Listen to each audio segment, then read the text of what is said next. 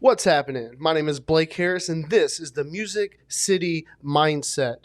The Music City Mindset is licensed on all platforms underneath the NFM network, and I am so grateful for Terry and everyone that's given me this platform.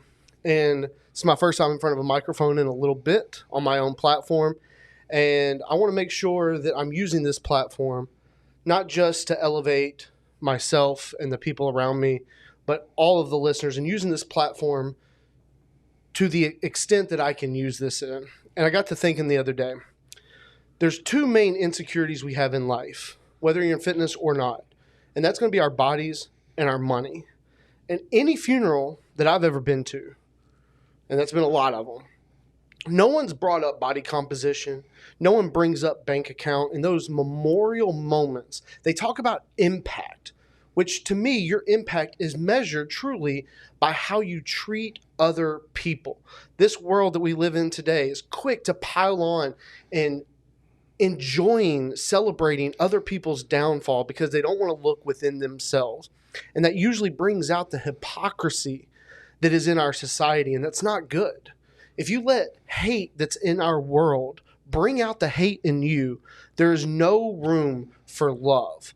Love doesn't tear people apart and divide people. It brings people together. It unifies us. Leading with love also isn't weak. I believe that means you're strong enough to choose love above all of the chaos in our world. On this show, we have two main goals here. Talking to people and telling the story that make this city extraordinary. And I'd like to think that we could be a distraction, that for an hour you can laugh with us as a couple doofuses on these microphones to get away from the heaviness in the world. But I want to make sure that if we're going to be that distraction, we do it in a way that shines a light and we calls out the darkness in our world, and we lead with love every step of the way. I am not here alone on this show today. No, I'm not. With me, the owner of Spontaneous Beauty, and someone who stood by me through the good and the bad that this world has thrown at me, my best friend for 30 years, Evan Butler. Ooh, yeah.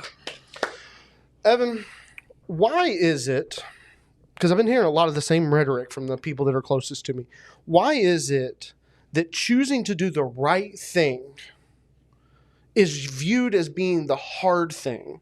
Why is the right thing to do come with such anxiety, come with such pressure, when if it's the right thing to do, it should be an easy decision.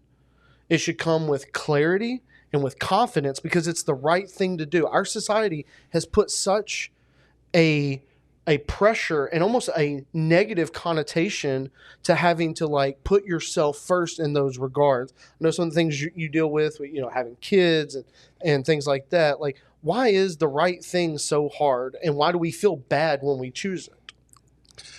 It depends on what side of the coin you're on for me. Like, if you're a selfish person, the right thing to do may be shine the light on somebody else, which makes it the hard thing for you. Mm.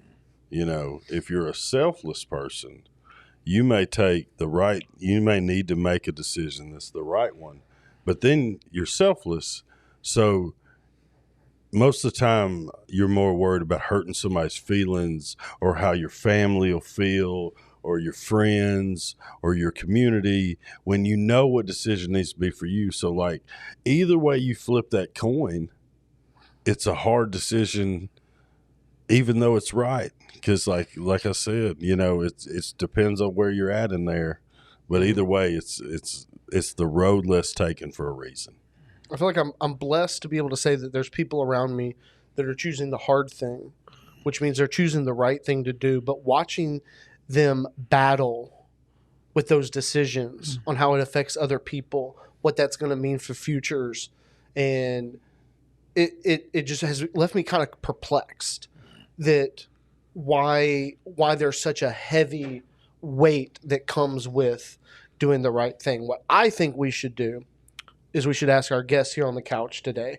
This is a very motivating and inspiring person that when I was texting him, to your point earlier, when I was texting him about being on this show, I let him know that that little speech he gave the last time I heard him speak had me ready to run through a wall. Mm-hmm. And then at like 9:00 at the night, he said, "Brother, let's run through a wall together." Mm-hmm. And you affected my sleep schedule, sir. So without further ado, originally from Cincinnati, Ohio, he attended Fisk University, one of the 4 HBCUs that this city has to offer. He was there in the early 90s.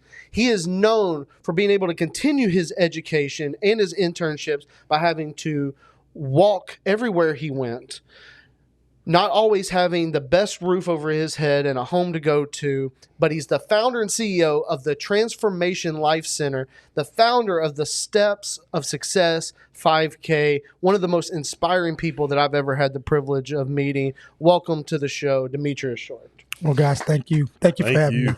Excited about this opportunity to share with both of you and all your listeners. Well, it is an honor to have you here. I feel like your story is, from what I've known about it, I've known who you are for a long time, since those mid-10 days of sponsoring, when you were getting things really up and going, before any celebrities or famous people were going there. But that's kind of, where you are now. This show, we celebrate the success, but we like really digging into the grit and the grind. So originally from Cincinnati. Yep, born and raised Cincinnati, Ohio, the Nasty Natty back there in 1973. I'm the middle child of 6, 5 boys and a girl. As my father says, I've earned every grade just having 5 boys at home. I'm like, how did you all keep your mind with these 5 hoodlums and our beautiful sister? But yeah, Cincinnati's home to me, and moved to Nashville in 1992. But growing up was, I didn't have the story of not having a father at home. I didn't have to look outside the home. My hero was at home. My dad worked for UPS, throwing boxes, and then raised up to top level supervisor. So, pull your boots up by your bootstraps and go to work. Mom was at home. I don't say she didn't go to work. She had the hardest job because dad was able to get out the house. Mom was home with 6 kids. So she had the hard job of 5 boys. What's the age range between all 6 of y'all? Oh, my goodness. 2 years apart. So 50, 55, 52, 56, 52, 53, 52. I'm right in the middle, 52. My sister and I are Irish twins. I always say I was a great child. They tried to have another child again. But the truth is, they wanted me to be a boy. 2 boys, Daryl, Chris, let's have a girl. Demetrius, and they tried immediately. We're 11 months apart. My sister Bettina, and then she wanted a sister. So they tried 2 more times, Edwin and Dion. So we all are, 2 years apart, and then a 4-year gap, and then a 2-year gap. So we're all almost so over 50. Almost all y'all was in diapers at one point. There you go. God bless your sister. Oh. 5. Well, let me tell you this. Brothers. I mean, people always say that. I said, you imagine being the only girl with 5 football players, baseball players, and people would say, some guy's about to fight your sister, and we would just sit there. And they're like, did you hear me? And we're like, yeah. We're going to go watch this dude get beat up. Do they know she plays kill the man with us in the backyard? She's getting hit hard, so she's fighting for food. Yeah. So she was the toughest one, and even today at 50, you mess up with my brother, she's like little scrappy dude, man, always trying to pick a fight with somebody. What kind of neighborhood did you grow up in? Man, we grew up in a very diverse neighborhood. 10766 Shadow Ridge Lane, a cul-de-sac. My mom's rule to my dad was, with all these kids, I have to live on a dead-end street because they're active. I can't rest knowing that they're out there playing ball and on these big streets. So we had a dead-end street, 7 houses on the right, 7 houses on the left, black, white, white, white, black. So a very diverse street. We walked to school, Frost Elementary, very influential. My dad was a head deacon at the church, so I could not get in trouble. We were that family that I couldn't cuss, I couldn't drink, I couldn't do anything. It's like, I want to tell your dad on you, And so that pressure early on of having to walk that line was an extra stress on us, and it wasn't any mental health and wellness. It was suck it up and just kind of go through it. So we had the pain of that extra chip on our shoulder to be a model. And my parents always taught us to love people, love hard, I sat with the blacks at school, I sat with the whites at school. My dad said, be your own man. Don't let anybody influence you. You stand up for you. You stand up for people. I don't care who they are. So that was instilled in us as men. And I appreciate my father for that because he saw us as fathers. And I'm a girl dad now. And you know how that is, man. They're in my pocket. She's in my pocket for the rest of my life. But we had a very diverse neighborhood, a loving neighborhood. And I'm just excited about all the nurturing that he put and instilled in me. We didn't like it then, but you grow up and you're like, man, Dad was just trying to put some core values in us that he saw at 13, looking at us as 50-year-old men. And wow, what a great job the old man did. I am thankful for every whooping my mama, Yeah. dad, grandma, grandpa. And the neighbors, right? We can neighbors, you can get whooped back then. By anybody. But it built me, you know. That's it. Principal, everybody. You know, It makes us. I got SWAT. I remember I got a SWAT. It went around the whole school, like, and I'm trying to be all macho, like, oh man, you know. But I was crushed. I mean, that was back in the days when you got your name on the board. Mm-hmm. Then a check was like small, and then 2 checks, and then by the time you build those checks up, it's like going crazy. And Mr. Young swatted me, my linebacker coach. He had a smirk on his face, like, I get the privilege of swatting one of the short kids for the first time. And I got that SWAT, and it went around the whole school. But just that pressure of trying to be a role model, you know, was always instilled on me at an early age. And little did I know later on in life, those core values would make me the man that I am today. So Cincinnati was home in football, 39-9 as a quarterback, shortstop, third base, point guard, pretty decent ball player, but 3-sport athlete. I was named the highest award you can win in school was being named after the school. I was Mr. Mount Healthy High School, 1992. So it wasn't about popularity. It was popularity, academic, sport, but that award goes to the person who just models, you know, citizenship, brotherhood, and that honor for me was great. Homecoming king. So I was popular. Are you that dude? Man, I was that dude. I mean, the people came to me, girls breaking up. I'm patting them. I'm the big brother. Oh, he'll be all right. The guys, oh, she broke up with me. I'm hitting them in the chest. Oh, come on, man, get over it. But I took that kind of big brother role. And even in conflicts with school, you know, the teachers would pull me in. And this is what I valued the most. They knew I would give the right decision, you know, not based on color, religion, but just, come on, guys, we can do better than that. So they would call me in when we had little incidents in school, you know, with, you know, just high schoolers being high schoolers. But I'm 16, and for the principal to come and say, Demetrius, we need you in this meeting. I'm like, that's crazy for them to think that a 16-year-old can come in and delegate between 2 different individuals. Or when we had some incidents with, I think, our Black Cultural Workshop, group of kids took a ski trip, and it kind of caused some tension because they're like, you know, this is February, it's Black History Month, and and we didn't know. I'm like, yeah, you did know. Come on. And we were able to have that honest conversation, and everyone was like, Demetrius is going to tell it like a TI is. Was able to bring everybody together, and we shook hands and had a mutual respect for one another. So that's where my leadership nurturing really started in high school. That's a testament to your character. Yeah. Just the fact that they knew how honest you were to pull you into things like that. Yeah, it was tough, but it was a seat that I really felt honored to do because they didn't have to do that, and so I held that on. But that did bring the stress of trying to walk that line and trying to be perfect, and none of us are. And that's where I learned, you know, the hard way that, man, hey, you're like everybody else, man. You're gonna have some ups, some downs, and some ins and outs. And did I fall into some ins and outs when I left Cincinnati for Nashville. Yeah, so like anytime I've been around it, it's usually because something's going on, and then you end up speaking about something to the group there. And not that, you know, there's not other motivating, inspiring people. Everybody talks about their journeys a little bit differently than everyone else. But it seems like when you talk, it's evident to the entire room, you're one of one. That's the way I read it. You know, I can't speak for everybody, but I don't know if that's how you view yourself, especially with the type of character, if you're humble enough to, or not humble enough to be able to like be like, I'm one of one.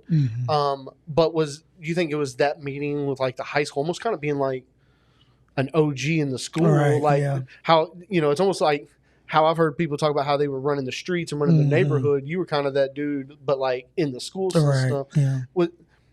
Is that when you started knowing you're a little bit different than everybody else? Man, I had that itch, especially in ball when people look at you, you're the quarterback. I mean, you are the leader. You have to have a sense of respect that the receivers and everybody's working together to getting in their chest a little bit. And my parents, they said something's different about you. They would say, God spent a little bit of extra time on your heart, because they would watch me when I left for college. And when people would come to the house in like cars, like it's Michi, huh? That's my nickname. The guys called me Meat, and the girls called me Michi. It's like, and my dad's like, you got 15 people in my driveway. Like, did he leave yet? And my parents would like sit, over the balcony after the game. We come to the house, and my dad would just sit there and say, man, he would just cry, because he would look down and he would say, this guy's bringing all these people together, not drug. I mean, we were just on the floor eating some La Rosa's pizza, just talking about life and helping each other. So they knew and saw a little extra heart for me. That influence was me being able to go out with my older brothers again. I'm 4 years from my oldest brother too. But when I was invited out to their friends' events and I could hold my weight, a freshman hanging out with seniors, that's when I really knew, like, man, you have an aroma, and not a braggadocious thing, but I could hold the room. I could have intelligent conversations. I didn't have to push my chest out. I was just me naturally. As my wife says, he's like, you meet guys at Walmart. They're at the freaking house the next week at the picnic. They're like, when? She's like, you just met them last week. I just put my arms around him, and she just shook her head like, you are one of a kind, bro, because you just love hard. And I don't, and that gets you in the end, because some people do take advantage of that. But at the end of the day, when I look at somebody, I don't see color. I see an opportunity. I see a kid yesterday. I took my daughter out to dinner at Harriet's. 2 guys busting their butts out, butts off, just parking the car. Yes, sir.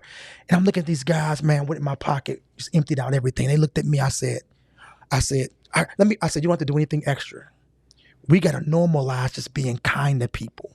And that's how I always was. And the smile on their faces, and I dapped them up. I said, do something with your life and pull it off. So that's how I always been. I see positively. I can always look for negatives. Size you up, man. For me, I come in the room, and the benefit of doubt for you and me meeting the first time is, how you doing, my friend? How you doing, brother? Having a good day? I'm not going to look, oh my God, no, man, I open myself up for us to just have a positive influence, and I've always been that way when I walk in the room. At Fisk, they would tell employers when Boeing come, I would walk in the room, my career services lady said, you will know Mr. Short when he walks in the room. Now, other students got jealous. Who do you think you are? But I said, hey, I earned that. I show up, Mr., Mrs., handshake. I give people respect. And with that comes the residual of people really looking out for you, not for handouts, but just because you were nice. And just stopping at every day in high school, I'm going through, I open the door. Hey, Karika, how y'all doing? Have a great day. Close the door and go. And then they would come to me and say, hey, Demetrius, look, we going to do this for you, because it's just an act of kindness, man. Kindness just reverberates kindness. And that's how I treat people. How do you maintain that? How do you hold that on your shoulders when sometimes in our society today that it seems like being kind to someone and just showing a little decency to someone you meet on the streets is like going above and beyond? Like, the bar is so low in our society that just being kind is like a special interaction. Like, how do you maintain your positivity through all of that?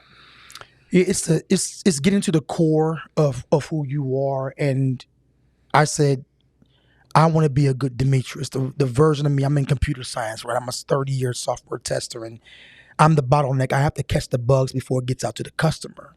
And sometimes you have to go back and, hey, I found the bug. It goes back to the developers. Oh, they fix it. It comes back to me. So it goes from version 1 to version 2. And sometimes it takes 3 releases because you just find things. And I think if all of us really worked on ourselves and not point the finger, and look at the inner part of you and make sure that you're the best version to the world you can be, then I think that if everybody does that, when individuals become better, then families become better. When families become better, then communities become better. When communities become better, then the world becomes better. But if you push that back, nobody wants to work on themselves. It's always your fault. Mm-hmm. It's always what you did to me. But maybe sometimes some of that issue is how I come off of myself. So I first look in the mirror and say, D, make this a great day today. Impact somebody's life. Don't do this because you're not good at that. Shut that down. Don't act like that, because we all have some bad in us. So if everybody self-examined themselves, I think that will allow us to be more receptive to whatever comes your way. Whether it's bad or not, I control how I respond. I can't let a person make me so angry, get out of character because of how you treated me. I look at you like you're crazy, like you're having a bad day. And guess what? Your negativity is not going to come off on me because I protect my space. I can't control it. I'm sad and saddened by the communities when I look out my apartment complex. I see no kids playing. My daughter doesn't know where the grass stain is. Mm. Y'all know mama said, don't play in them good jeans. Right. Gonna get a butt whooping. See, y'all laughing because y'all know. Doesn't know where the grass stain is because nobody plays together. We're afraid who's gonna bump into me and cause it. I mean, our kids are being stripped of good old fashioned fun, just going outside and playing. Scuffles here and there. Come on, we just beat it. If you get your butt whooped, man, come on, you come back the next day. Now you got to pull a gun out. You're sitting here doing all these things. It's a terrible world that we're living in, man. When we grew up, in the whole neighborhood would play game, play hide and go seek. Hide and go seek. You name it. As long as you're in by the time. Bat on the bounce. When the street lights came on. Then you go home. See y'all tomorrow. Yeah, it was beautiful. Do you think there's any correlation in what you were just saying of what's being stripped and robbed from our youth today of being able to just be a kid and go through the ups and downs, and how difficult it seems in our society that finger you're talking about that's so easy to point, to turn that back inward and look at ourselves? What is something you would say, like advice to someone? Because it does take a lot. You got to be really vulnerable with yourself. You got to be really exposed to be able to look inward instead of point the finger. But what would you say is like advice for someone who wants to start looking at themselves more, facing that person in the mirror for the initial change to cause a chain reaction, but they don't know how to really start that journey of looking inward? What would you tell them? Man, I say it this way. We have to normalize not being normal. Make it common, because everybody, they want to be right? I want to be the A+. If we can normalize not being normal, then the stress of a person having to walk and be afraid of messing up. Man, sometimes we mess up, right? In ball, right? We are ball players. When you overthink versus it being natural, when you start thinking, then you're going to make a mistake, because it's like, that's why we practice the same thing, just slide step. One thing, you're sitting there, my baseball coach, I hated Mr. Bill Dorn. First day we came with our balls and gloves. You know, his son played for the Houston Astros, All-Star. We played against Griffey and Pete Rose Jr., Cincinnati powerhouses. Coming to the gym, he's like, put your bats down, put your gloves down. And we're sitting there for hours. Drop step, one, just simulating. And I'm like, this is so daggone, but where's the ball? But he taught us, like Karate Kid, right? You don't have time to think when the game is on the line. You have to react. So if we normalize every day just practicing, I talk too much. Let me make today a day where I listen more. And at 9 o'clock, I'm going to go into work and I'm just going to say, how you doing? And I'm going to stop and let somebody else do things. If you're an introvert, hey, I got to open my mouth. A closed mouth don't get fed. So you can't say, hey, you got to accept me the way you are. Well, I'm not going to hire you because you don't open your mouth and you don't project. So two people, one talk too much, one doesn't talk enough. If we normalize not being normal and say, wow, I've just identified an area that I need to work on, then we go to work there. So my principle is, why are we rewarding students for the 90%? We do what? We put an A on there and we pat the student on the back. And I said, no, you didn't get a 90%. Yes, I did. 90%. I said, no, you got 10% wrong. Think about that. We celebrate the 90, but it's the 10% that the student or that if I don't look at what I got wrong, those two problems, guess what? They always come back on the exam. And if we didn't go and say, hey, Bobby, before we take you out for pizza for getting a 98, let's look at these 3 questions you didn't get right. For leadership, it's find out what you don't get right. Stop applauding yourself for what you do right. I'm a top sales guy, but you're terrible at these other 3 things. And those things is what's going to stop a millionaire from becoming a billionaire, because they refuse to work in the areas that's causing them to be great, not just good. If you're bold enough out there listening to us to stop and put the paper down the line and say, here's my strengths and here's my weaknesses, and work on those weaknesses, what kind of person and what kind of impact can you really have? That's hard. Self-reflection. It's hard. It is. But I feel like I know for a fact I'm not the only one that needed to hear that. No. Man. That was just powerful. I'm trying to soak it in. I'm trying to host the show, but I'm trying to soak it in for myself too. My grandmother had a saying, and I'll probably have to translate it for the camera. Normal's just sitting on the washing machine. Oh, wow. Meaning the only thing you'll ever find that normal is that dial right there that says normal. And you think about how many times you hear somebody say, I just want to be normal, or can't we just be normal? And I love that you said normalize not being normal, because nothing's normal. Right. There is no such thing as a normal day. Like,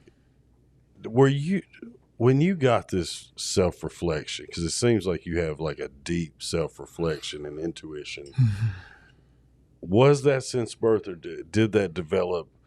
And this is kind of a 2-parter. And your dad, you said he instilled in y'all, be your own man, be a man. I'm building young fathers, I'm building young men, productive members of society. It goes to also being your own man means not being normal, because normal's not being a good man. Right. A lot of times. I guess I just want to hear more about how you got that self-reflection. Did all those things add together and build it, or do you feel like as a kid you had just an intuition about yourself? Man, my biggest epiphany in life was, again, Mr. Mount Healthy. Coaches who would do everything when I did not get that scholarship. And my dad, every now and then, he would hint, hey, you may want to check on those coaches sending those, you're sending your film out, Oh, I'm Mr. Mount Healthy. Everybody's looking out for me. I found out the hard way, especially in sports. It's always next man up. Tom Brady, right? One injury and another person never saw the field again. And so when I graduated from my healthy high school, I realized, man, you have to own your own thing. You have to make sure that people, even though you're nice and they're doing things for you, you've got to make sure you followed up. And when I didn't get that scholarship with a 3.6 GPA, my parents knew I was at least going, Brown, Dartmouth, Yale. I was getting Air Force. I was getting offers from everywhere. But I didn't own finishing the job and saying, hey, let me follow up and call that school. So I found out that I didn't have anything there, and I'm trying to get to college with a month together. My dad's now driving me around the West Virginia trying to get me in school. And Morehouse, yep, all of our scholarships are gone. And my dad's looking at me, driving me around in a stare of death. And he said, always own, never hand your life to another man. And I learned, that was the lesson I learned, that all that niceness, Evan, now here was my epiphany. But your niceness got in the way of you being proficient and making sure that you own everything you do. So that's what really started my self-reflection. Is all this nice stuff what it's cracked up to be? So everyone was, I want to be like him. No, there's some bad to that. You can be gullible sometimes. You can think people are going to do things. So I had to go to work and say, wow, I have a lot of good in me, but man, I'm not as, I open myself up too much. My wife says, why do you say, call me anytime? And then they do what? They call you anytime. And at 2 o'clock in the morning, it's like, bring. And she's looking at me like, you told Jimmy, call me anytime. Yep. So that niceness became a thorn in my flesh because I didn't set barriers and boundaries that opened up me as a decent man. And the trouble with my wife saying, wow, I'm trying, and my daughter, saving the world and losing my home. That was wrong. I've had to repent and apologize to my wife. I've done it on podcasts.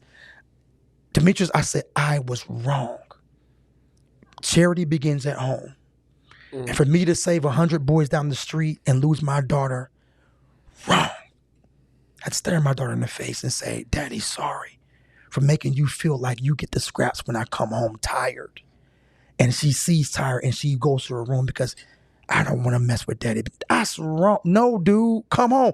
Daddy's home. What's up? But I allowed all that kindness in the world to suck the life out of me. And when I came home to the two things, my wife and my daughter, that should have been the best, I'm falling asleep on my wife to the point where she said, maybe I need to schedule a meeting to talk to my own husband. That woke me up. Powerful. Yeah. So all that niceness, so that the self-reflection was, I was celebrating all these things that people applauded on the outside, but on the inside, Evan, I needed to really dig and say, but I need some balance with all of that. I need to know when to turn it off and say, no, you can't save everybody, Demetrius. Be good, but don't be a Swiss Army knife. I want to be a darn good butter knife. I might not be able to cut steak, but I'm darn good on some peanut butter and jelly. Hell yeah. Call me up. About staying in your lane. Stay in your lane and be great in it. I love that. And I love to see that you're addressing that your positivity doesn't come from being naive, that you understand and recognize that there's bad in people. Oh, man. I think that's really refreshing to hear because some people are like, that you see on the internet and stuff that are so overly positive all the time. It almost seems like when you really talk to them, it's just naive of how bad the world can be. And to hear you address that and still be positive, I think is a really powerful standpoint to like hear your viewpoint. That gets us up to the point where the next conversation is going to be how you ended up in the Music City. We're going to take a quick break, hear a word from our sponsors. Before we do that, I have to ask real quick, you brought him up.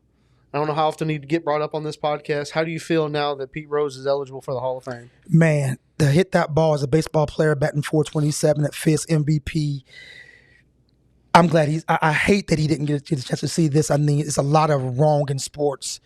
And I believe that 4,190, I witnessed that night, in the cameras. I think that Pete should have been in there. I think it was just Bart Giamagli having a personal thing. And he lied. Yeah. It should have been punished. But, man, hitting that ball and making bats, there's nothing. It wasn't steroids, right? I mean, it wasn't strong.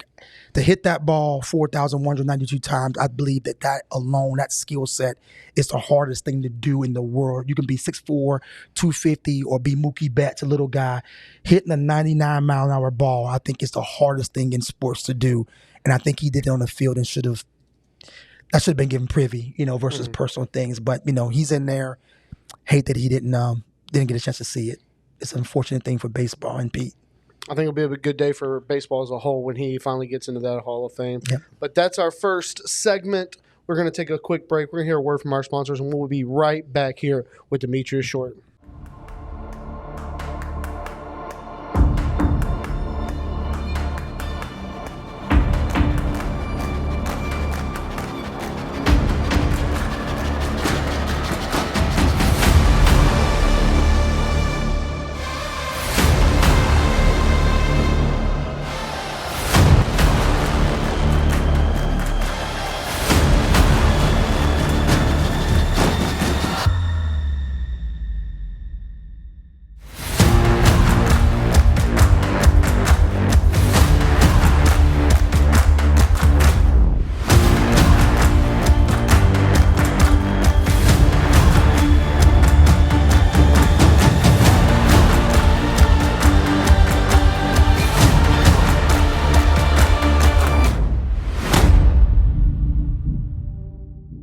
we are back here at the Music City Mindset. We are here with Demetrius Short.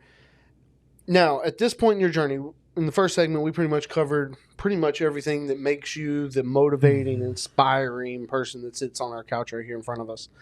But I couldn't wait to talk to you after hearing you driving around with your car, in the car with your dad, kind of the recruiting woes of an athlete. I would like to hear how that ended up, how you ended up at Fisk, why you ended up at Fisk, and did you play for them, and that whole story of how your the next step of your athletic career went. Yeah, I surrendered on those drives. The last trip we went to was University of West Virginia, and driving up through those mountains. And again, the time is clicking. Everyone's like, hey, pay for school and then try to walk on. And I'm like, my dad's looking at me like we did not have a plan B for our smart athlete. 3.6 GPA. Why in the world are we, in this situation? Even pay for a year. I mean, even just the academics, but we surrendered to it. My dad said, just go to school. My godfather in Cincinnati is passing my resume around because everybody's trying to help Demetrius. Call this person, call that person, give him a hookup. And Dr. Howard Melvin, a Fisk alum, esteemed Fisk alum, his whole family are doctors, prestigious doctors in Cincinnati. He said, this guy with all these sciences and college ed prep courses, he ought to go to Fisk. And I'm like, Fisk? I mean, I never heard of an HBC. I didn't know what an HBCU was. I didn't know anything. I said, do they have a football team? First question, do they have a football team? A baseball team? Nope. I'm like, well, I ain't going.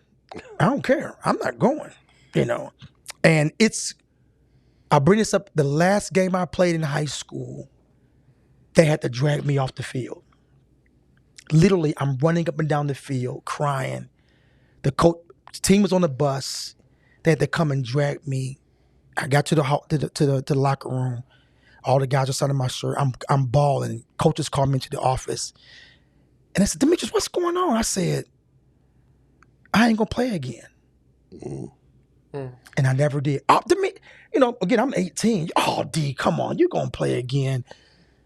And I never played again. Never played football again. Because Fisk didn't have a football team. And Dr. Howard Melvin said 90% of the black doctors in Cincinnati graduated from Fisk Meharry. And again, do they have what's the sports? My dad said, just go. Get in. My best friend's down here. So, hey, all right, I'm coming down for a semester. Get in. I show up with a suit. I started wearing suits in 5th grade. Wore suits through high school, briefcase, suit. God's like, this guy's nuts, man. I just had that old nature. Success to me was putting on the suit. And I got to Fisk in 92, and the sign is down. I'm looking around, and I see the picture of W.E.B. Du Bois. And I'm like, he went here? Go in the library. The souls books, I had an epiphany, like, man, as a black 18-year-old, I'm like, how do I not know this? The whole library black. I mean, I'm used to a section of African American, and I'm like, Nikki Giovanni went here? Frederick Douglass, Rosa Parks walked. So I'm having this epiphany, and my brain is going, maybe I ought to look at, and then I'm everywhere my resume went with Fisk on it. All employers. Oh, they would perk up. Oh, Fisk. And I'm going, maybe the Black Harvard. I mean, I said, do you know what you're into? So I said, I'm just going to stay here. I don't have a scholarship. Now we're dealing with Pell Grants. My parents are like, we didn't have options for paying for your school. You were our brainchild. We didn't have this for you. You were supposed to go on a athletic scholarship. You don't. Fisk is 100 G's. I'm like, uh-oh. But I got that suit on, got that briefcase, alligator skin shoes. I walk in day one, and every student dodged me. I'm going, they thought I was a teacher. I literally had to pull my license out. Right. I mean, come on. What would you got? Yeah. Alligator skin shoes, a navy blue suit, a brown briefcase, walking around, and I pulled my license out, and they said, man, he's 17. Dude, you look old. So they laughing at me and everything. But the suit became the brand then on campus. And I would walk from Fisk to my internships with Caterpillar. I always kept a good job. my internships with HCA, I would walk 3-4 miles a day to feed myself because I didn't have that scholarship. So I went almost 6.5 years to school. I went 2 extra years not registered. Teachers kept my grades on the side. What? A lot of people don't know that story. This is exclusive. That 2 extra years, 1.8 GPA, academic probation, smiling with the suit on, and sleeping on the dorm director's. My friend Demetrius Thomas would sneak me into the dorm director's office, and I would lay down and cry myself to sleep every night, suit on, alligator skin shoes, the pride of Cincinnati. And I'm looking up with tears like in a pit. Not homeless. I had my best friend lived in Hermitage, but I was not registered for school. So how did I get home? How did I get around? I would grab canned goods out of Mom Ruth Johnson's cabinet. I'm smiling through. They don't know this. My parents didn't know. I mean, I'm in the lowest, when I mean walking in dress shoes up Hermosa. It ain't the Gulch. Brothers, this is 1992. Pit bulls and gangs. And I'm walking through there and tears. And I'm like, is this my life? Is all that positive? Now I'm mad because I'm like, I should have gone out here and just been a gangbanger. But I stayed true to myself and I walked every day. Got to HCA, wipe the sweat off and go in and perform, go to Caterpillar and perform. And nobody knew. I would never walk down Broadway because of the shame. I didn't want nobody to see me because I had that aroma. Oh, he's the preacher's kid. He's doing great. So I held that pressure and stress that kills a lot of men because you don't have an outlet and you're just building up the hurt, the pain. Is this my life? Fake smiling. Oh, lying, right? Oh, I'm good. How you doing, meat? Man, I'm good. And I'm sleeping in the dorm director's office, 3 o'clock in the morning, wearing the same clothes every day. But I didn't stop walking. And I did that. Teachers would say, you're not financially, Mr. Short, you're not on my roll. I'm like, I was, my parents are working out the Pell Grant situation. Right. My FAFSA, my FAFSA was late just to kind of take their mind off. And I went every day for 2 years. And people said, you wasted time. I said, no, I didn't. I said, God was making a young boy a man and was testing me. Are you going to freaking quit? And so 6 years I walked. Fisk didn't know. Teachers are calling me there. I'm telling the story now. This is 25 years. I'm just telling the story. And the teachers would say, Miss Crowder, she called me, said, why didn't you tell me? I said, because you would have saved me. I didn't need to be saved. I needed the pain to push me to my purpose. And I wouldn't be standing here on this podcast if I would have quit, went back home when it got hard. I stayed in that fight. And now it's made me who I am, a successful CEO, to be able to speak at Fisk home convocation in front of the W.E.B. Du Bois scholars this year, to stand in the same chapel that I slept at the top 20 years ago and tell those students, don't you ever give up. So that pain, and I tell people, don't run from pain. Pain will push you towards your purpose. Mine was, now I'm a college success expert. I can sit down and talk to a student who on that day at Fisk, a kid came down to me and said, Kenny Anderson just kicked me off the basketball court team. And he looked at me and said, I have a 1.8 GPA. Isn't that amazing that 20 years before I had a 1.8 and he's sitting in the balcony and heard my story 20 years later and said, will you help me? Man, if I were to quit, who was going to help that? He's assigned to me. And so never look at your pain as it's for you. It's for your kid who's going to go astray and going to need you to speak a real word. Your daddy been there, boy. Pull yourself up, little girl. Oh, my business. Look, honey, it's going to be tough to be an entrepreneur. But hey, life has hills, valleys, detours, and the one we hate dead ends. You got to learn to pivot. And that's what makes people successful and what made me successful at Fisk. Being there in 92, double major computer science. I stayed the course.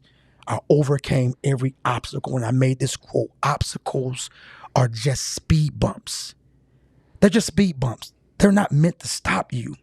They just temporarily delay you.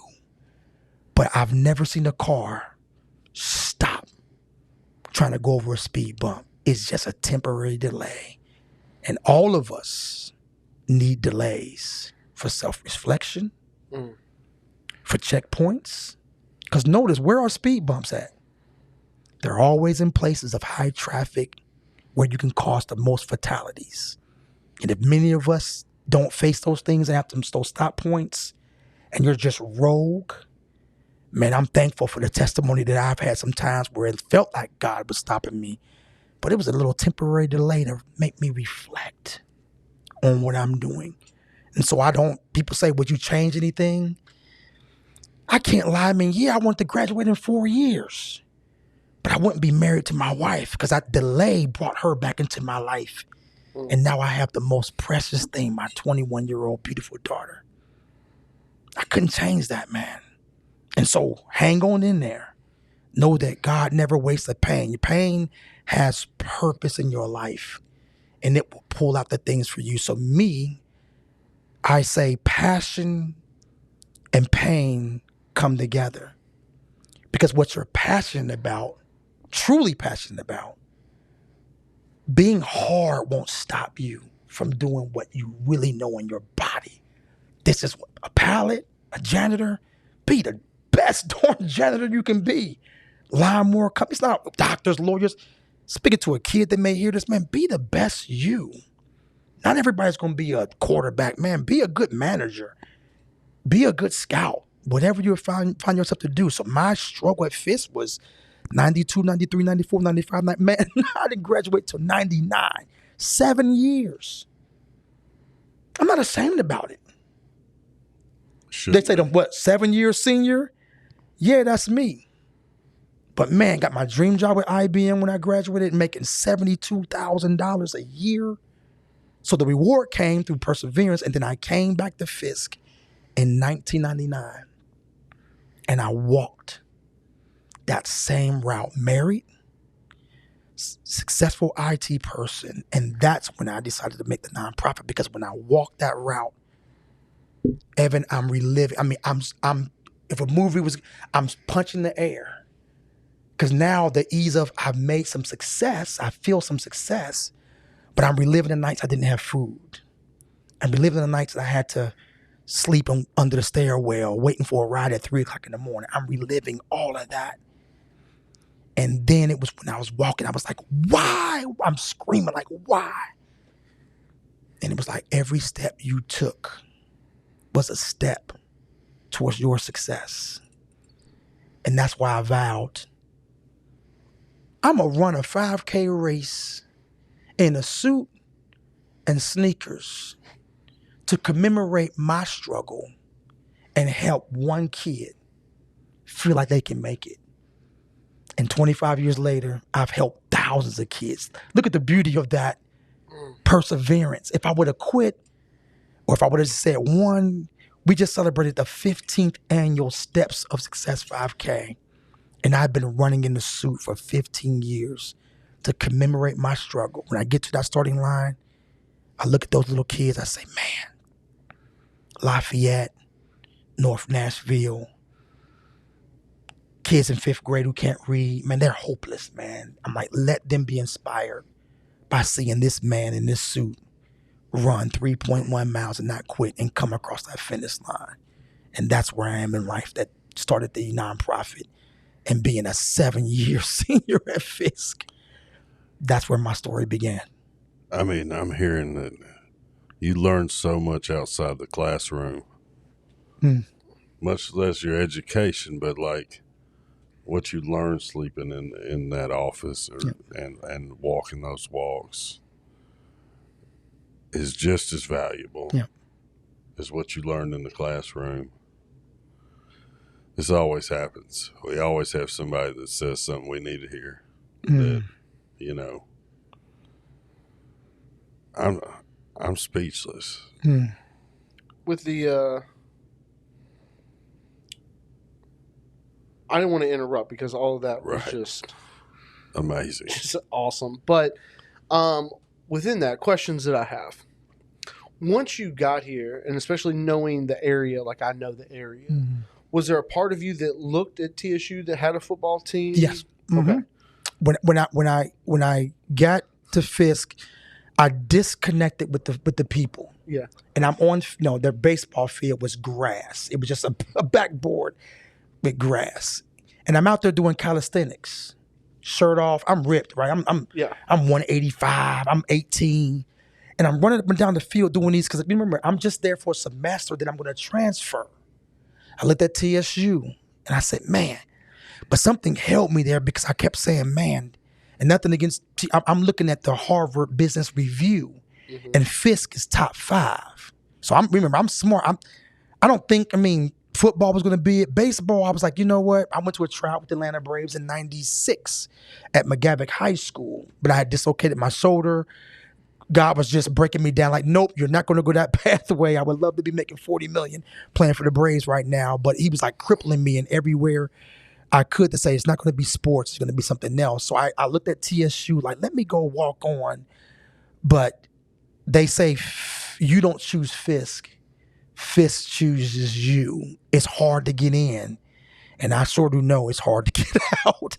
And so I was a Fisk man, Fisk made, Fisk did this. TSU's right down the street, my Harry right across the corner, right across the street. I thought about it transferring, but I just surrendered to this peace came over me that I don't need sports to be successful in the classroom. And that's where the anxiety of not playing ball for the first time, been playing since I was, 5 years old. My mom was concerned because in our home, it was like, don't get grades, you don't play. So they used sports was our thing, Mom, I got my homework done. My brother missed the game. He didn't take the trash out. Damn. Yanked him. Coaches came to the house, and here's what my dad said. I don't bother you when he's with you. Don't bother me when he's with me. And slammed the door. I said, oh my God. Star running back. I'm like, OMG. But it was like, hey, coaches, he didn't do what he's supposed to do here. You don't see me coming to your field. So I had to teach a lesson to my brother and to us that sport. So my mom's concern with me going to Fisk was, honey, for the first time, he doesn't have this carrot in front of him. Sports is what has driven all of our kids to success. And now for $100,000, can Demetrius, can he do it? And that piece of not having it there was removed because I started seeing employers with those internships at Caterpillar. They're saying, man, Fisk, great career, great. And I'm going, how do they know more about my school than me? And that's when I started saying, man, I can be a professional person. And then there come at IBM. Great job in computer science, software test manager, where I'm 30 years in IT healthcare today. And Fisk was a big part of that success and aroma to my professional career. $100,000 is a lot today. And that was way back then. It was a whole lot in 1992. Yep. Yeah.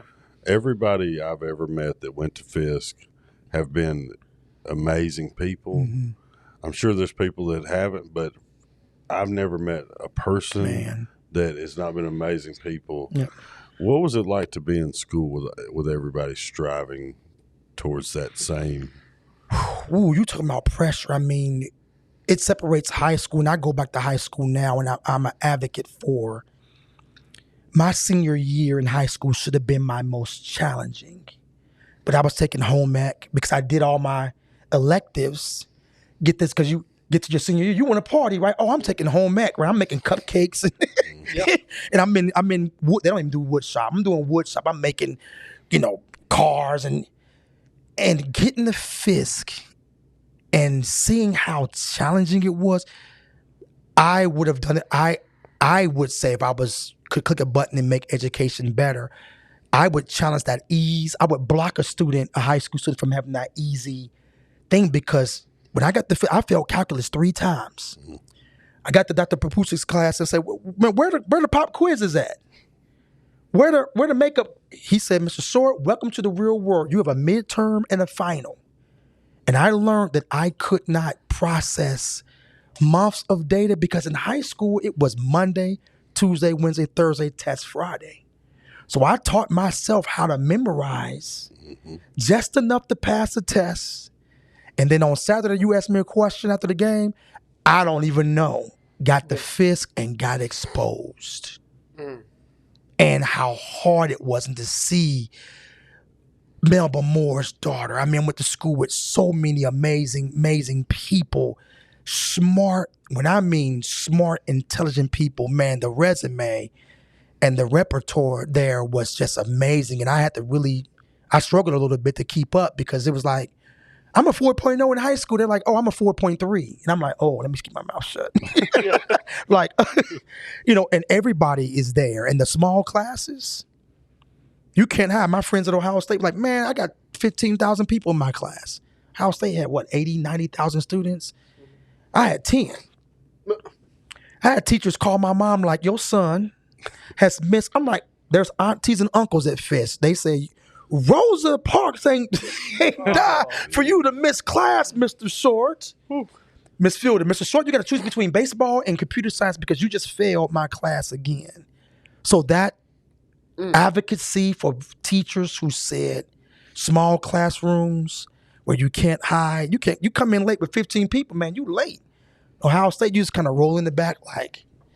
So it was tough, man. I mean, the school has been a blessing to me, and to be able to come back this year and be the keynote for the W.E.B. Du Bois Honors Convocation was just, it was surreal, man. So great school, and I attribute them to why I am who I am. Even though he went to TSU, I mean, anybody He gonna be all right. That's truly from Nashville.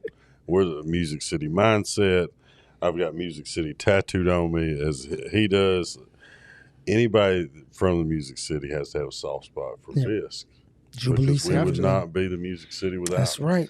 Miss Beth. What I want to know about is, because it kind of sounded like, even though like you were accepting you were there, it kind of seemed like your initial goal was to be there to then launch to somewhere else. Mm-hmm. But it kept bringing you back in. Yep. And as you said it, like it chose you. Yep. And you became a Fisk man. Yep. There's an analogy there, I'm sure, with how the pride of Cincinnati became a Nashville man. How long did it take before this city is where you call home now? Great question, man. When I'll be 52 in December. I got here at 17 in 92, 92 to 99. Because my dad and mom, we wrote the plan. Go to Fisk for 4 years, come back home, live out of the basement. I always knew I was going to be something in computer science or a doctor. And then give me and your mom a little something, to keep your stuff here and just travel the world. I never came home. My room, my dad built our dream home, 7 bedrooms. He always promised all 6 kids our own room and our own bathroom. Built this huge 7 bedroom, 6.5 bath house. My room is still concrete. I never came home. They never finished it. I go home now and look. And so Nashville brought me in. I didn't think I would stay here because IBM took me to Greensboro, North Carolina. I lived 10 minutes from North Carolina A&T. The original Woolworths where the Greensboro 4 sat, my shoe store was 1 block from the original February 1 Woolworths 4 I met those guys at IBM. They would come and speak of them sitting at the counter at the original Woolworths for February 1, sitting at Woolworths. So I'm in Carolina, Greensboro, and then 9/11 happens. IBM and Lucent Technologies, we get a layoff in 2000. What was that? 9/11 was what? 01. I'm in my career. I get laid off. My wife is pregnant. I get a slip saying, hey, you don't have a job. More adversity. Like, how do you tell a pregnant woman of 9 months about to have a baby that you don't have a job? And now I'm unemployed. And I'm like, am I going to stay in Greensboro? I get into pharmaceuticals. Greensboro's taking me in. The Aggies, man, they took me in. Like, we're going to just live here. And then the job market, the housing market crash of 2005, 6, 7. Now everybody's hurting. And it was in 2007 when I said, I can't find a job in Greensboro. Let me extend, because my wife's from Louisville. I'm from Cincinnati. Nashville is the center place. 2 hours from Louis, 4 hours from Cincy. I got a baby on the way. My wife's like, get me closer to my mama and you can do whatever the heck you want to do. But I'm 8 hours away.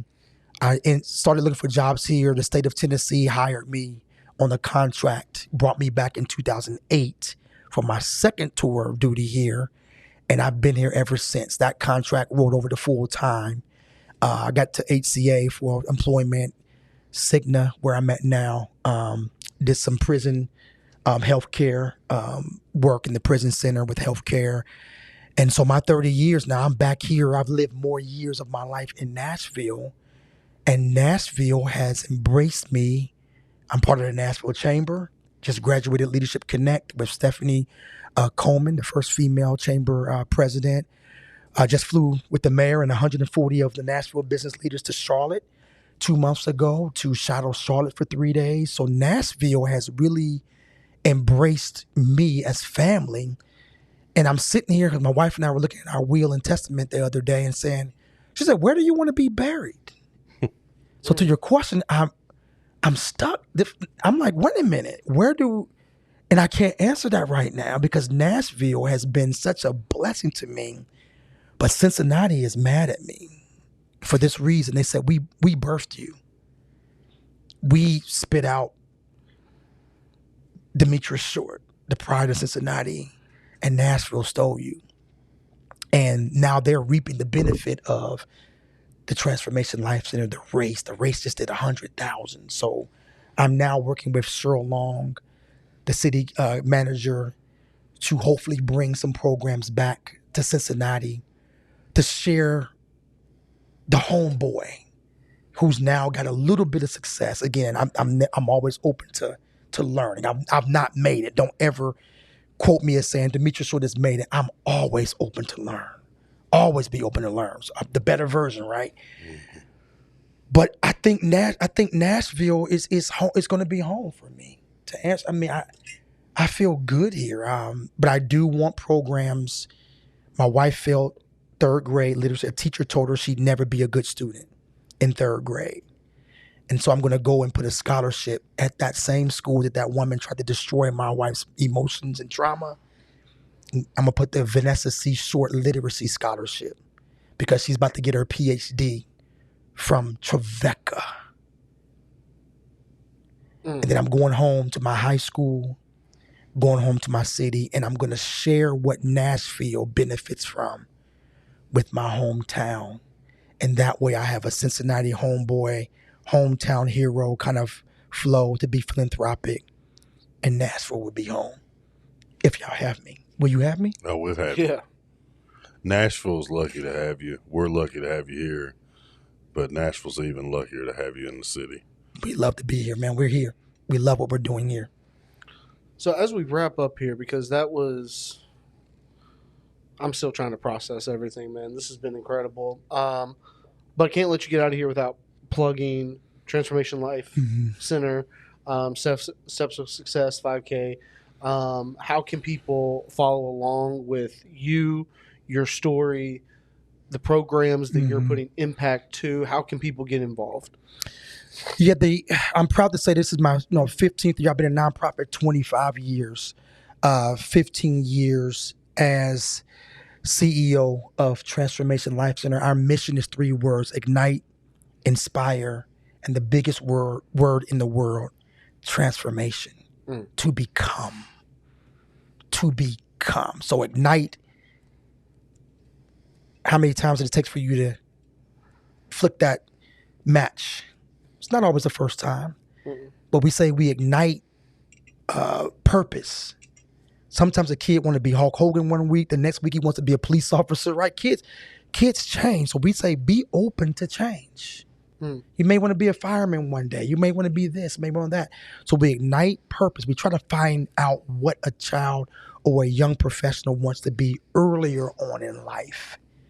And once we ignite their purpose, we inspire success. Then Transformation Life Center hosts these boot camps called Pathway to Success Leadership Academy. We take high school, college, middle school students and put them in workshops, job preparedness, career preparedness. We do mock interviews. We do LinkedIn profiles. I bring in ex-felons. I bring in football players to teach decisions about decision making. You can make the right decision, or they need to see all of our Nashville, what a good spaghetti dinner, man. You got all the little herbs in there. Prego said what they used to in their commercial with, it's in there. Everybody's good, everybody's bad, being shared with some young people. We can't lie to them and tell them it's going to be easy. There's some mistakes people have made. And some of my biggest impacts and workshops have been people who said, I messed up. I'm a felon now. I made a mistake and carried a gun when I was 15. But guess what today? I own my own business. I'm working with Judge Calloway to help commemorate my struggle and help you, young man, from not making the same. That's how you pay it forward. So we inspire success, and transformation is we believe that the future doctors, the future Blakes, the future Evans, the future Nashville Fit Magazine CEO may very well come from a person listening to this podcast. And that's Transformation Life Center. We are cultivating future leaders and a positive workforce to make Nashville have the future leaders that we, as we age out, have common sense and will govern this city with what I believe you want, with love, with empathy, and an opportunity for all. So that's my joy of doing at Transformation Life Center. We believe the future leaders of Nashville in whatever industry is in our hands. And we fund that program through our Steps of Success 5K. Again, I got the medal on today. Ain't she a beauty, man? I designed a fire medal. We had 677 runners show up at Shelby Park Saturday. 677. We raised $112,000. And I showed up in that suit. We saw other little young homies came with suits on. We had kids with shorts and ties. Man, just full of joy. That money goes to supporters. So you can follow us on our Instagram at TLC_Nash for Transformation Life Center, our 5K foundation to be able to walk. Health and wellness is a big part of our thing. Be fit to lead. Be fit to lead. You can follow us at on Instagram, Steps of Success 5K, and our website, transformationlifecenter.org. And if you want a good old-fashioned conversation, you can call me at 615-997-6841. Man, put his number out there. Yeah, and not only that, he's got an OG Nashville number. What's up, Blake? Talk to me, man. I don't know that there's a better example, because starting this podcast, the idea is that I think, I might be biased, but I think this is the greatest city in the world. But if you meet people out in this city today, we're the anomaly as being from here. Yes. So if I can't sit here and say it's a great city and only talk about things that are from here, because at this point I have to accept that it's great because people moving here. Yes. And I don't know that we've had a better example of someone who went through pain and strife to stay here when you're not from here, to have the love and support of this city the way you honor and cherish that. This is exactly what I envisioned when I was wanting to do this, because of stories like yours. I do have a question, though, because you talk about what you used to wear. It was kind of your MO, your branding, going to school and stuff like that. And that's what you wear at the 5K when you do the 5K. A full suit. But you switched to sneakers. Is there ever a chance that you do it in some alligators one day? I'm going to put it out there again. I'm going to put it out there on this podcast. I was challenged with that probably in year 3. A businessman trying to be cocky. Yeah. Would you ever run in shoes? I said, I'll take one for my kids. I said, put some money on the line. And, he shut up. He didn't do it. So I said, oh, okay. I was working with Dale Freeman, big IT. So they were kind of running around, and I said, I would do it. for my kids. Now it's gonna cost you. You know, you ain't gonna come in. I'm 52 now. Man, I gotta take care of these dogs. You know, Yeah. but I've always been open. I mean, again, you know, we socking these shoes. You know, we had a 7-year deal. They've been great working with Black Men Run. We're the only run group in the world to have 3 customized shoes with Saucony. That's huge. Black Men Run, they did a series, sold out of all of them. $200 shoes. Put a colorway together for us. They've given us over 250 pairs of free shoes for our boys' reading and literacy program for the past 7 years, plus a grant for the boys' literacy and running program. So there are brands out there that are calling us. They are looking at us. I'm Mr. Don't Fall Short. So I'm like, alligator. give me a call. We can talk for the 16th annual. Let's make it happen. Yeah, I'm up for it. I think we can talk about something. Do you have the original suit? I do. Really? I have the original suit. At the race we did the cutout heads with the cardboard, and they would take my suit year 1, 2, and 3, so people can stick their head through like a character, and they can take the picture. I've done every year the suit changes. I did first year was at the gym with Mid-10 Nutrition. Yep. At the gym was I went to Goodwill and made a big mistake. I got a polyester suit in the heart of Nashville. I'm running down Jubilee Bridge. These cops are screaming. They thought I robbed the bank or something because they saying, "Who's this dude?" I mean, they didn't know. I didn't tell anybody. I came out of the gym, and these cops are going, "There's a dude in the suit." They didn't know I was a CEO. So I'm running down. DB Todd made that right on Jefferson and went down to Rosa Parks. And in the pictures, you see me. I'm pulling my shirt out. I pulled my tie down. Not polyester suit. I had sweat spots. I said, pick a better suit. The next year 2, seersucker. Year 3 was dapper. I had hot yellow pants, a Navy Cellar blazer with the handkerchief in there. I did business casual with some jeans and a blazer. I did a tuxedo. I did a $1,700 custom suit for year 5. A guy custom designed the suit, put my name on the inside. I said, you better not rip this suit. This is $1,700. I had the neon shoes, the neon tie. So every year, if you go to the website, Steps to Success 5K, and click on About Us, our vision, you'll see every year and the suit, a picture of me in the suit and how the suit changes every single year. But you have the original one. I have the original one. Fisk. Yep. That's amazing.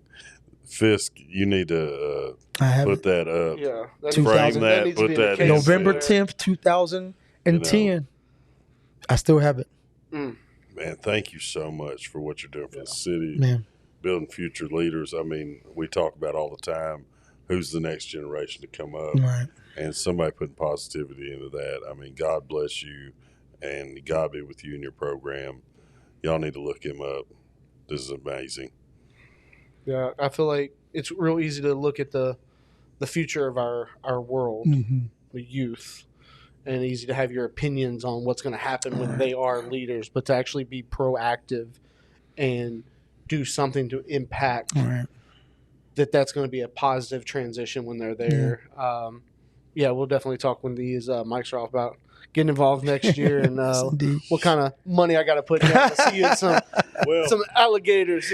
It makes me think, and you hear the older you get, I start to feel old. You start to hear people go, oh, this generation coming up, they're no good, this and that. What are you doing about it? There you go. These kids need hope and opportunity. That's what they need. Yep. I don't get calls about, can you help me with differential equations? I get a call from a kid that says, my mom is in Jamaica. I have nobody here. Mr. Short, I'm going through anxiety. And I'm like, it's never, because they're smart. They're smart kids. They'll figure it out. But it's the mentoring and coaching, right? It's Canelo and Crawford being able to, after 3 minutes, come to a corner and say, you're losing it, champ. Get some water on his eye. You're losing it, champ. And throw him back in the freaking ring. No handouts here. Life will spit you out. And so our kids have got to be prepared for obstacles, and we can't baby them. We can't. Entrepreneurship is not easy. Everybody can look at Castanet, and he hasn't told you all the times he's failed and went back. There's always a story on the other side of the TikTok glory. And they need to hear about the story more than the glory, so that we can build perseverance and sustainability in them. Because again, I'm 52. I'm thinking legacy now. When I'm 65, who's going to be the mayor? Who's going to be the city councilman? Who's going to be the pastor? Who's going to be the superintendent of schools? If we can invest that time now with them at 15, 16, and 17. And I'd vote for you. Man, there you go. There you go. There you go. Right now. Man. I mean, we've already said it multiple times. Thank you for taking time out of your day to do this. I appreciate it. We'll definitely have to have you on again as we get closer to the 16th annual. Man, there you go. We'll have a little follow-up, and maybe by then we've worked our wager out. All right. What that shoe wager let's do it. Looks like. Let's man. do Thank it, you very man. much. Appreciate you, my friend. Thank you all. Thank you. Another amazing episode. If you loved it like I did, if it touched your soul, then you hit that like, share, and subscribe. And for the love of Nashville. Tune into the next one.